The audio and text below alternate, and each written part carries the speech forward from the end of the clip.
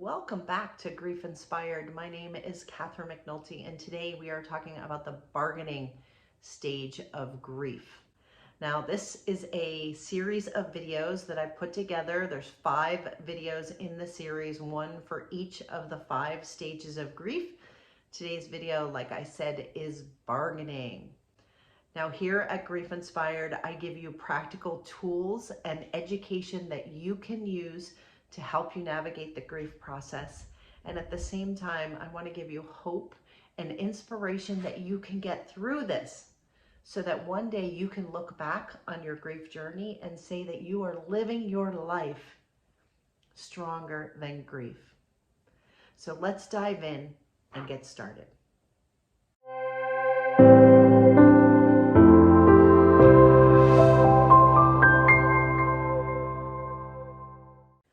So today's video is about bargaining, the bargaining stage of grief, and it can be a bit of an emotional roller coaster. And so I want to encourage you. I've got my comfy clothes here. I have my hot tea to warm my insides. Depending where you are in the world, if you need that. I am in sunny San Diego, California. And it happens to be a little bit cool today, so a light sweatshirt is what's required. But I want you to get comfortable because I want to talk to you in a comfortable manner, non-clinically, to give you the information you need about bargaining. Now, before I get into bargaining specifically, I want to make sure that you understand that the 5 stages of grief were coined by Elizabeth Kubler-Ross. She was a physician who was taking care of people who had serious illnesses and who were looking at their own death. And these stages of grief were written for them.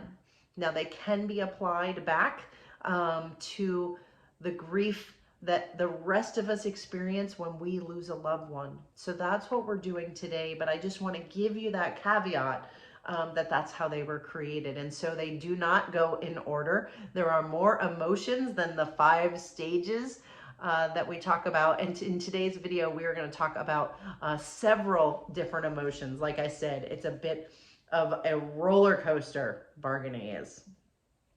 Now, bargaining also includes rumination. And if you don't know what rumination is the replaying of events over and over in your mind. So this is the thing that keeps you up at night, that you may be struggling with. And what's interesting about rumination is it really takes you out of the present moment, right? It sends you back into the past.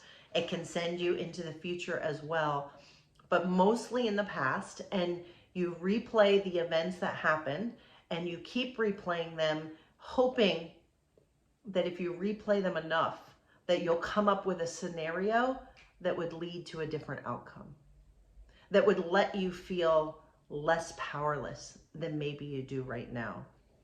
So when we talk about bargaining, right, these are the shoulds and the what ifs.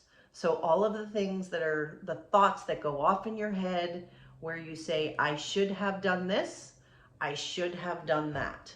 I shouldn't have done this, or I shouldn't have done that. Right? So those are the shoulds, the things you should have done, the things you shouldn't have done. And then there's also the what ifs. Well, what if I had gone to the hospital sooner? What if I had called the ambulance more quickly? What if I had known that there was a problem? What if I had been with them? What if I had been the one driving? All of these things, there's lots of those. So I'd love for you to share with me some of what are the things that you feel like you should have done? What are the things that you wonder to yourself, well, what if I had done this or done that? These are all a very normal and natural part of the grieving process. It is bargaining, right? So we're talking about bargaining and then also rumination. And when 2 videos back, when we were talking about denial, I mentioned that denial can be both a defense mechanism and a coping mechanism for loss, right? So a defense mechanism in that You don't want to acknowledge what has happened. A coping mechanism, because if you acknowledge what has happened, then you have to deal with the pain of that, right? So bargaining can be like that too. And don't think of it being a defense mechanism or a coping mechanism. These are not bad things. It's what is. It's your mind's way of processing and trying to come to terms with the loss that you've suddenly experienced. And it doesn't matter if you knew your loved one was going to pass, if they had an illness that ultimately led to their death, or if it happened suddenly. We experience the same thing as humans. And it's interesting because bargaining is a direct reaction to feeling out of control. Think about it. When we learn of their death, or we know they're gone, or we're starting to think about them being gone, we think to ourselves, how did this happen? Why did this happen? Right? These are the things that go off in our heads. And so that's where we start to replay. We replay all the events. And it leaves us feeling very out of control. And feeling out of control, I don't know about you, but I do not like feeling out of control. Somebody commented on one of my videos today, I feel like I'm going crazy. And for me, I had that exact experience, this out of control, crazy feeling. What is going on? This can't be true. And it's the bargaining process specifically is designed to counteract those feelings of helplessness after loss. So you replay the events and say, well, what if this had happened? Would the outcome be different? What if I had done this? Would the outcome be different? What if I had said this sooner? Would I feel less bad? And I mentioned that there are a lot of emotions that come up here, right? So there is not a guilt stage of grief in the 5 stages of grief.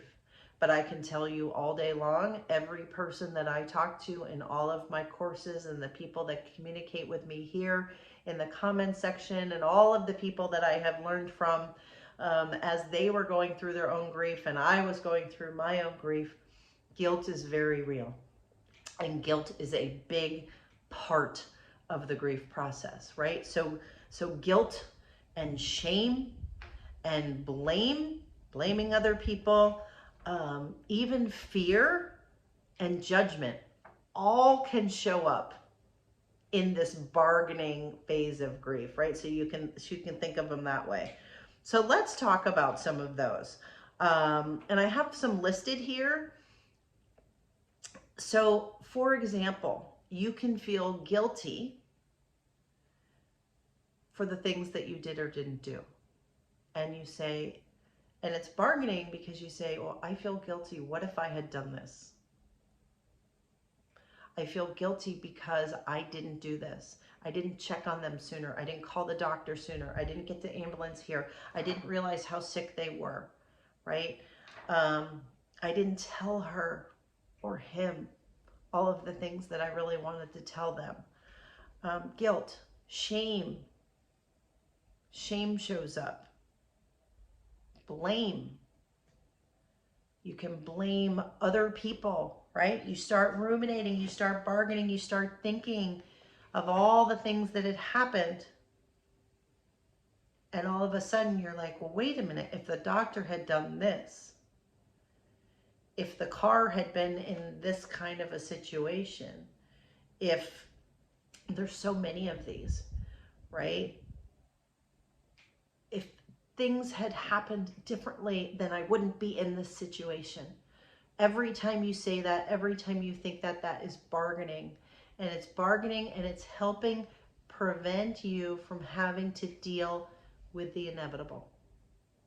The inevitable that there may or may not have been anything that you could or could not have done, but your loved one is still gone.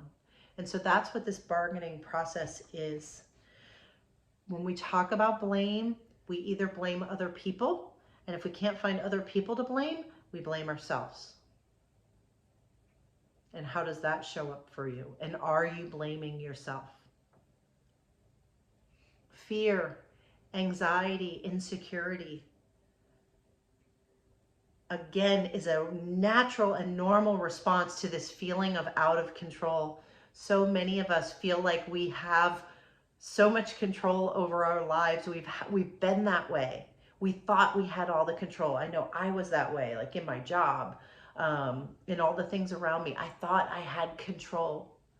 And when I lost my son, or when we lose a spouse, or we just lose the people that we love, no matter who they are, we're left feeling so out of control and realizing that we have far less control over our lives than maybe we thought we did. And that can induce fear. And so the bargaining process is helping us grapple with that reality, right? So the bargaining is coming to terms with what has happened so that you can get to a place where you can accept the reality that you may or may not want to face. So if you're in the bargaining stage, I want you to drop it in the comments.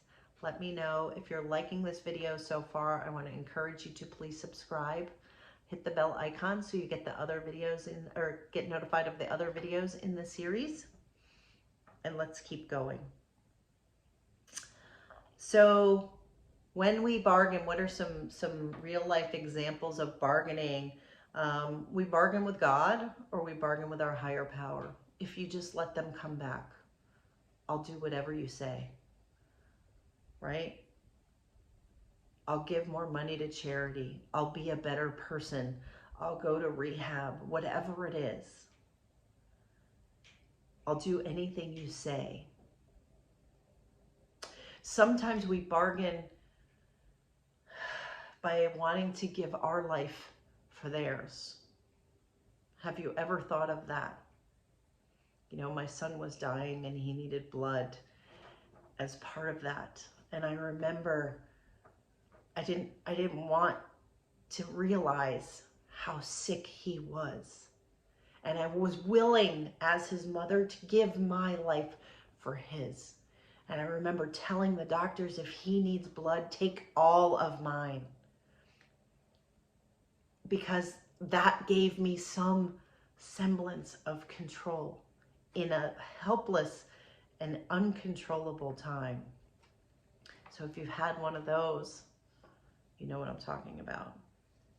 So it's replaying over and over again and replaying those thoughts in our mind, right? So it happens a lot at night.